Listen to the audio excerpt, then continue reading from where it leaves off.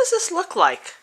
Well, if it doesn't look familiar, I'm going to shake my finger at you because we're in my kitchen, Starry Hilda's kitchen, welcome. And this is our compost bucket where our, look at that, food scraps go in there. And guess where they go? Right out to our compost bin.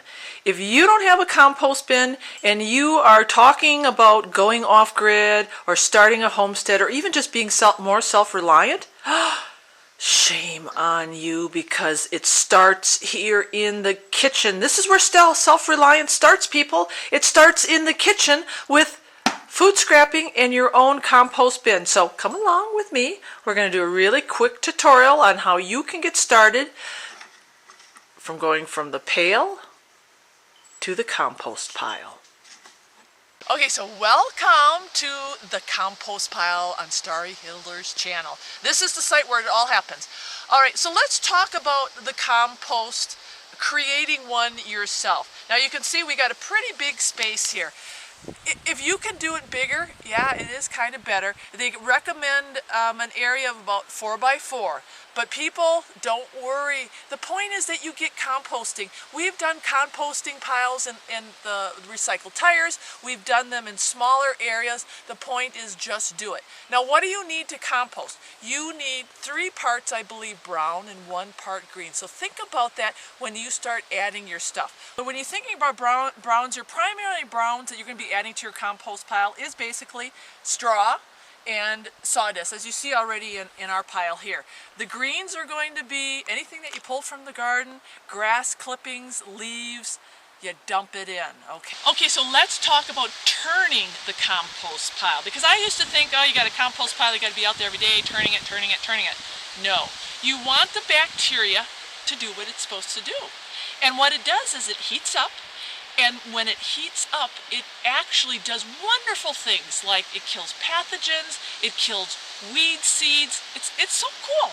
And I'm going to show you what we do. Oh, and this is the other thing. Get you guys a thermometer. If you're new to composting, a thermometer is a great thing to have, because you are going to be out there checking that temperature to see if that bacteria is working and see if your compost pile is doing what it's supposed to be doing. Between, I think the experts say 130, 120. You don't want to get it too hot and you don't want it too cool. Now the thing is, you'll stick that temperature gauge right down the middle and say it's only 90 degrees. Okay, you got to do something about that. So what you do is you add a little green and a little water, and that'll kick it off. Actually, what it does is just starts heating it up, and it's so exciting because just those 2 components, by adding them, the bacteria will kind of come alive and it'll start heating up again, and then you'll come back and check your temperature and see where you are at. Now here can be a newbie mistake, and I know because I've done this. You go out and you check your compost pile and it is a little bit on the slimy side and it's beginning to stink. Well, too much green and too much moisture does that. So you have to balance it out. It's all about balance. And what do you balance green stuff out with? Brown stuff. Brown stuff going back to the sawdust and going back to the straw. What you do is you mix it in there and you let the bacteria do its job and recheck it. It's as simple as that. This bacteria will balance itself out, but you have to kind of watch a little bit. Too much brown, too much green, the compost pile is going to tell you.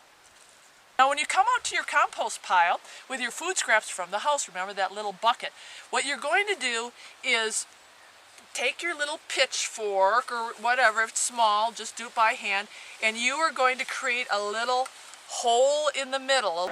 So you dig that hole, and that's where you are going. This is where all the action is, people. This is where the bacteria is, right in the middle of that compost pile. So you put your food scraps right in it, and then you cover it back up. Now I'm going to give you a couple more real quick tips. In the fall and the winter, we actually add quite a bit of cover on the top here because all the action is going on in the middle. In the summertime, not so much, but kind of remember this, you know, you can have a lot of insulation on the top here and all the hard work, the manual work is going on in the inside. So you've got kind of the top and the sides as an insulating factor. Okay, and you may have another pressing question about composting. How long is this pile going to take to break down?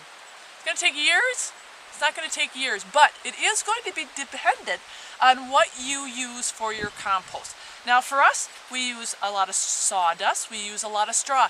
That takes a little bit longer to break down, but by spring we expect good quality compost. That's the beauty of it. If you use a lot of stemmy stuff, it might take a little bit longer. So it's all going to be dependent on what type of compost, greens and browns, that you add in there. The cool thing is, all you people who are living in urban suburbia, you aren't going to have probably a compost pile this big. It's going to be a little bit smaller. You're going to be primarily putting in your food scraps, maybe your grass clippings and some leaves. That baby is going to break down probably within 3 to 4 months. So as you see, when you live in like a city setting and you don't have what we have, you can have compost maybe even a little bit faster than we will have. And that's an awesome thing. So the other question you may have is, when do I start this compost pile?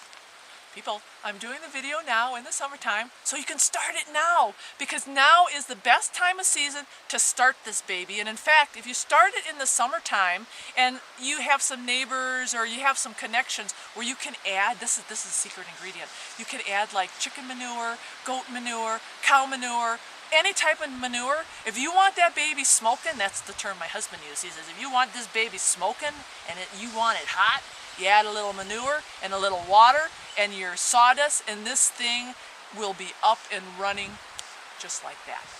The other thing is, summer. If you can't and you do it in the winter, it's going to be a little bit slow going. So remember that. If you can get it going now, get it going now. Wintertime is a little bit harder. But the amazing thing is, in the wintertime, we will come out here, and because we have a lot of cover on here, we will push this back, and it is still, it's cooking inside. I mean, it just stays so warm. This is like an insulating blanket. It's like a little Eskimo with a little fire in the middle. So even in the wintertime, that bacteria, this is so cool, even in the wintertime, that bacteria is working, okay? So, compost today. You have no excuse to get started. I don't care where you're at, get started today. You're going to save on soil. You're going to save on a garbage. You're just going to save, period. You want to become self-reliant, keep coming to Starry Hilda's channel, because this is Composting 101.